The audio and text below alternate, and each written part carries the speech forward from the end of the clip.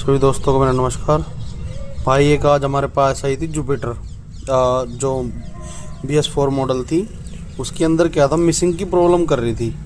पर उसमें क्या था, हमें जल्द ही फॉल्ट मिल गया, क्योंकि जब वो स्टार्ट थी ना तो उसके अंदर क्या था, वो चिट चिट चिट चिट की आवाज़ कर रही थी। तो वो क्या था, एक जैसे कि ये लीड जैसे क्रैक हुई ना, तो उसमें इतना सा गैप बना हुआ था जैसे मेरे हाथ पे बना हुआ है। तो इससे क्या है, ये करंट प्रॉपर इसको मिल नहीं रहा था, तो बीच में मिस हो रहा था, फिर मिल जाता था, फिर मिस हो रहा था, फिर मिल जाता था। तो उसकी वजह से क्या था, मिस कर रही थी ये।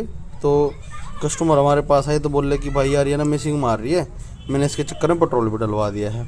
तो भाई कभी भी कुछ ऐसी प्रॉब्लम आती है तो एक बार ना लीड कोयल की जो लीड होती है ना, वो चेक कर लिया करो।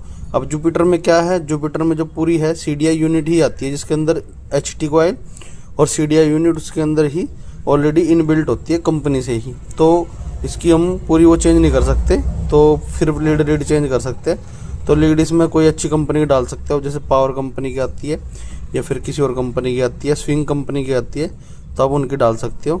तो इस तरह की कोई ऐसी कभी भी कोई प्रॉब्लम दिखती है तो आप ये लीड कोयल चेक करवा सकते हो। देख सकते हो जगह जगह जैसे भी क्रैक है, ठीक है। कुछ दिन बाद ये यहाँ से भी क्रैक हो जाती। तो ये क्या है, कोई लोकल कंपनी की लीड होगी तो भाई जितने दिन चली होगी उसके बाद ये क्रैक हो गई, ठीक है। तो कभी भी ऐसी कुछ दिक्कत आती है तो भाई सबसे पहले आप ये चेक करा लिया करो कि कहीं से कोई लीड तो क्रैक नहीं है।